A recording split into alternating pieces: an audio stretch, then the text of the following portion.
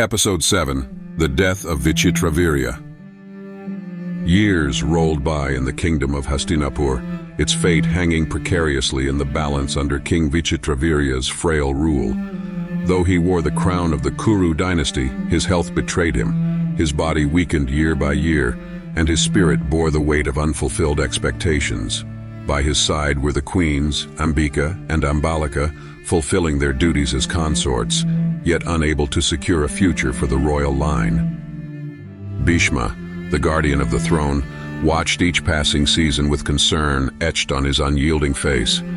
Despite his efforts to breathe strength into the king, Vichitravirya faltered, his illness wrapping the palace in a dark shroud of uncertainty. Satyavati, Hastinapur's queen mother, stood vigil at her son's bedside as his frailty turned grave. The glow of royal lineage faded from his face, leaving her with a single haunting thought. The future was at stake. Satyavati to Bhishma. Without an heir, the Kuru line will fade. What will become of Hastinapur? What will become of the Kuru legacy? Her voice trembled with desperation, but Bhishma, ever bound by his vow of celibacy, could only stand silent, his heart heavy with the weight of destiny. The gods were petitioned and offerings made in fervent prayer, but no divine intervention came to shake the unyielding grip of mortality. In the silence of the dawn, King Vichitravirya breathed his last. The palace descended into mourning, but Satyavati's wails of grief carried more than sorrow. They carried dread for the lineage that once stood proud. The flame of the king's funeral pyre lit the skies, but darkness settled over the kingdom. The throne sat vacant, its emptiness a harbinger of the storm that awaited.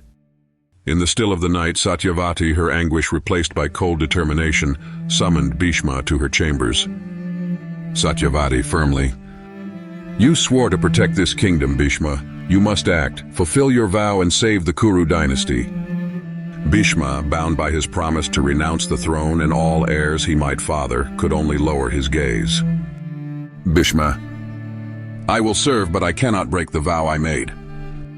Satyavati's eyes sharpened with resolve. Satyavati. Then there is another way, but it will demand sacrifices greater than even your strength. As the funeral flames smoldered, the wheels of fate began to turn. Choices lay ahead that would etch themselves into the fabric of the Kuru dynasty. This was not merely the death of a king, but the prelude to a chain of events pulling Hastinapur toward an inevitable epic conflict, the Mahabharata's great war of destiny.